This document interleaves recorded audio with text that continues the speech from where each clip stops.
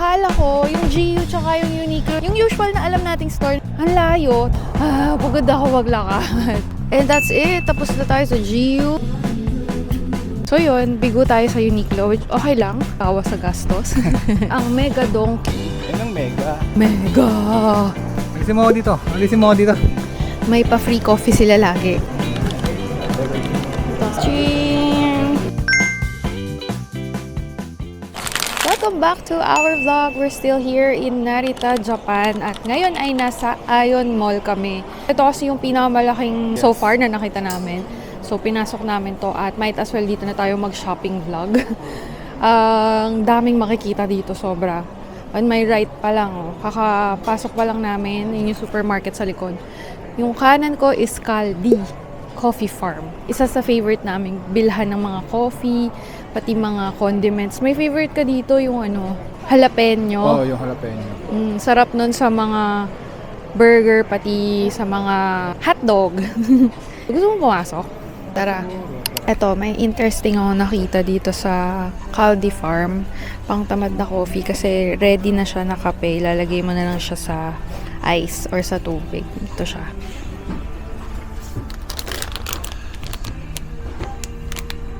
So, 10 pieces yon, 537 yen isang pack. So, mayroon ditong dalawa yung flavor niya. Ano kayang pinagkaiba? Gawin natin. May isa pa mas mura, 429. Hindi naman, coffee ba to? Isa pang ice americano kasi. Sugar free. Sugar free. Doon tayo sa sugar free. This is So, malamang yung ito may sugar. Cafe Femoca. Ano yun? Mocha. So, may chocolate. Ang galing mo Pwede tayong mag-try nitong isa para pag kunyari may morning na ayokong magtimpla ng espresso. Yan, mag-open na lang ako niyan tapos lalagay ko na lang sa ice. Okay na yun.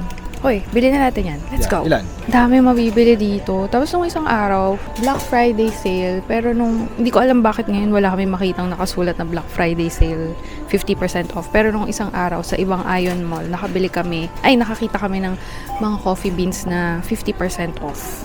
Hindi lang pala Japanese items yung mga mabibili nyo dito. Meron ding Thai, meron ding Filipino. Di ba may mango pa nga dito?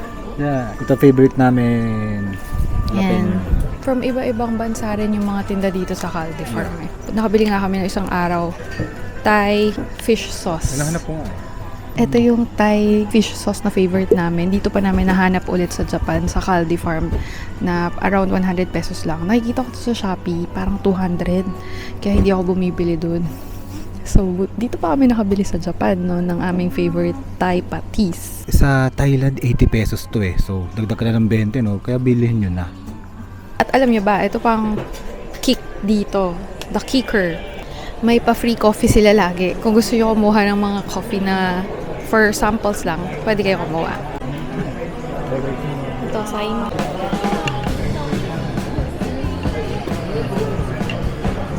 Ching!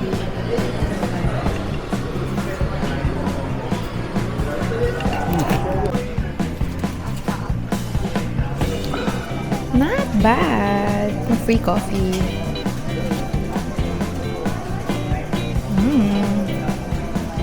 Sarap. Dito pa lang sa may ground floor, as in pagkapasok, ang dami nang mabibili, ang dami nang makikita. Katulad nito, parang nakabalandra lang yung mga mga tinapay, pastries, ganyan, halo-halo. Tapos meron pa ditong mga meals.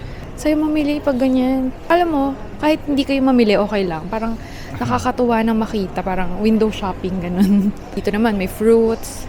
Ang dami rin kainan na fast food, may Burger King dito. Yung mga kilala na nating mga shops like Body Shop, 3 Coins. 3 Coins is one of our favorite na puntahan din na shop dito kapag nasa Japan kami. Kasi mura lang yung mga tinda, tapos para siyang gitna ng Daiso and Muji. Di ba Muji medyo mahal na?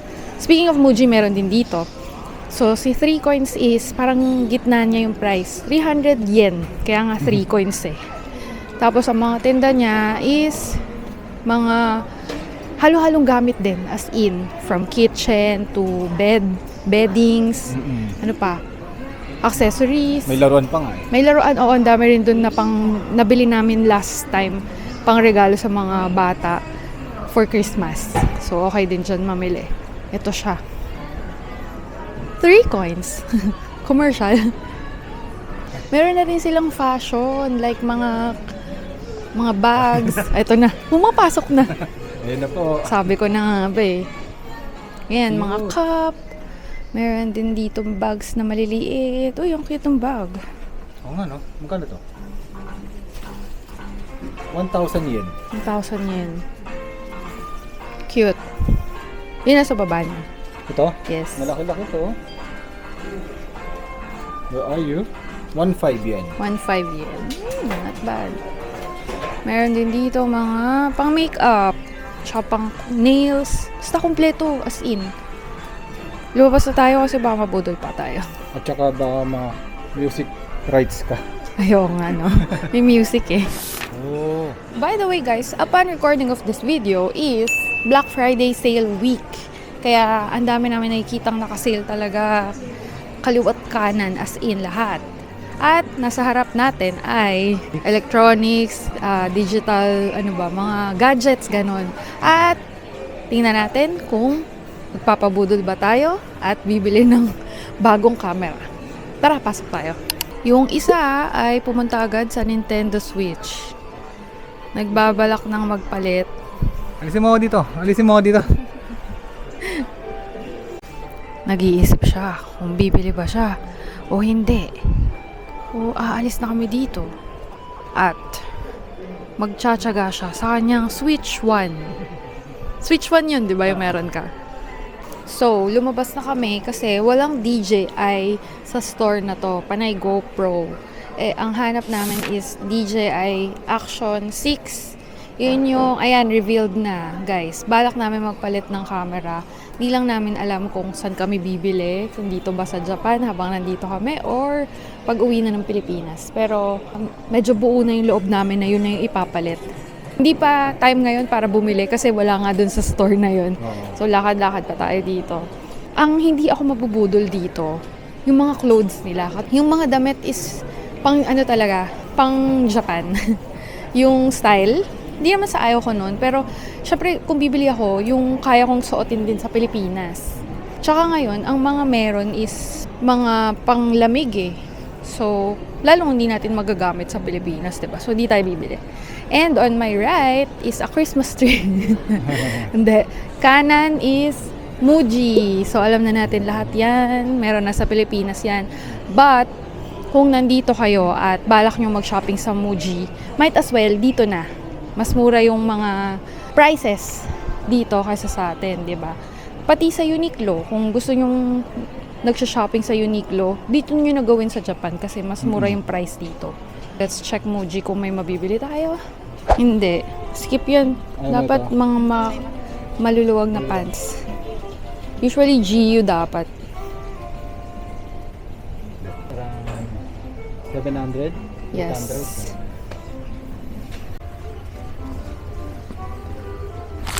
Lilipat tayo ng mall kasi yung gusto naming bilhan at favorite naming bilhan ng damit na GU ay nasa kabilang mall. Grabe! Ang laki ng donkey dito. Sa katabi lang no Humax Pavilion. Ang laki, sobra. Ito na yata yung pinaka... Hindi naman. Ewan ko kung ito yung pinakamalaki. Pero basta ang laki niya, promise. Di tayo papasok dyan kasi... di ko sure kung titingnan natin mamaya. Pero, nakailang balik na tayo sa donkey. Wala ako naiisip bilhin right now. So, might as well, magpas na tayo, di ba? So, ang balak talaga natin puntahan is si Uniqlo and GU. Banda doon, medyo malayo pa. So, umpisahan na natin maglakad. Pinauna ko na kanina yung kotse. Kasi nagva-vlog pa tayo eh. Nakita mo na yung Uniqlo. Oo, ang layo pala, no? Kala ko part ng mall. So, hiwalay pala sila. So, yan na nga. Ito, sa kanan namin. Ang Mega Donkey dito sa Narita. Ayun ang mega. Mega! Super duper legendary. Ang mga maraming taong donkey, mga Asaksa, Akihabara, ganon. Nasa Narita tayo. Akala ko, yung GU tsaka yung Uniqlo na pupuntahan namin ngayon, Yung usual na alam nating store na nasa loob lang ng mall. Tapos, hindi ganun kalaki. Grabe, tag-isang building lang naman, yung Uniqlo, tapos yung GU doon pa.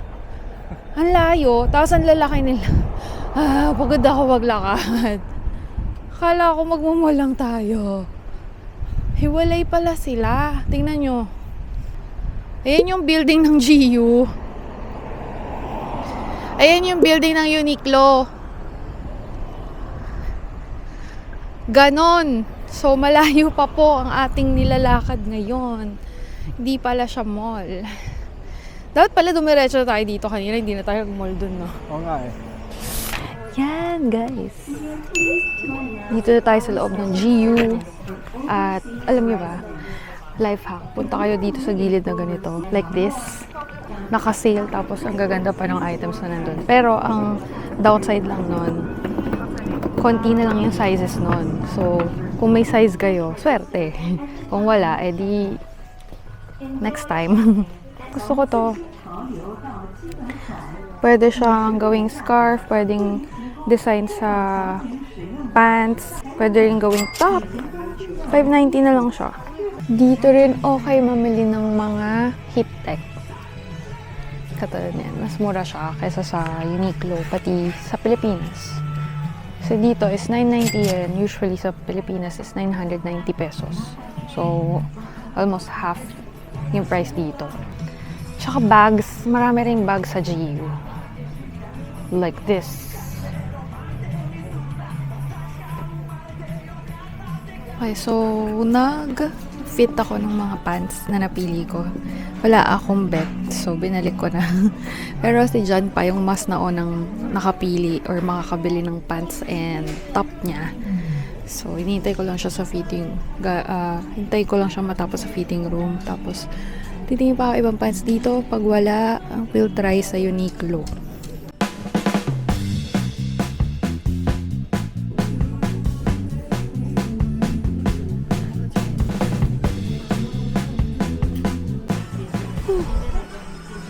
Nakakapagod pala mag-shopping. Lalo na pag nagsusukat ka, tapos hindi kasya sa'yo.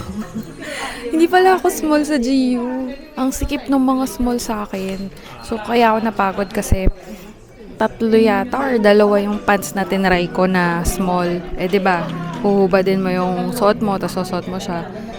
Napagod ako. So, apparently, I'm medium. Nag-feeling small lang ako dito sa GU. Medium pala ako. So, yun, check out na. At Budol secured sa GU. Ito yung mga nabili namin. And syempre, dito tayo pumila sa may tax-free counter. For a minimum of 5,500 yen, tax-free na yung items natin. So, yun. Kaya pinaabot na namin. Gaslight din. Pero di pa tayo tapos. Punta pa tayo ng Uniqlo kasi baka meron pa doon mga mabibiling items. At to be honest, nakaset talaga akong medyo mag-shopping ng konti for this trip kasi for birthday and Christmas gift for myself. Wow. Pati ikaw, may Christmas gift ka na rin na damit for yourself. Arigatou gozaimasu. Arigatou gozaimasu. Success! And that's it. Tapos na tayo sa GU. Next stop is Uniqlo. Tatawid lang tayo. Ayan na, oh. Isang malaking paper bag. Pero konti lang yun, Hindi naman super dami yung nabili natin, no? Gaslight. Magkano po total, sir? 5,900 yen. Discounted na yun. So yun na yung 10% off? 5,900 yen. Sino mahilig dito sa GU? Okay, punta na tayo sa Uniqlo. Sige. Let's go. Okay, paalis na kami ng Uniqlo. And wala kami napili. Wala akong bet. Puro pang autumn and winter pa yung meron dito. So parang hindi ko rin magagamit masyado. Gusto ko kasi ang bilhin is yung magagamit din all season. Wow. Puro heat tech, tsaka puro puffer jacket pa at mga sweater yung meron doon. Mas may choices pa sa GU. So yun, bigo tayo sa Uniqlo, which okay lang. So ibig sabihin, bawas sa gastos. Babalik na tayo sa Ion Mall. Kasi doon yung sakayan ng bus pa uwi ng aming hotel. At guys, meron din palang Book Off tsaka Daiso dito. And lumalabas na kami ngayon from Book Off and Daiso. Those are also good options kapag gusto nyo bumili ng mga mura lang na bagay. Kasi sa Book Off, mga second-hand items. Yung Mode Off, kapatid ni Book Off yun, mga clothes naman na second-hand. Si Daiso, alam nyo na yun.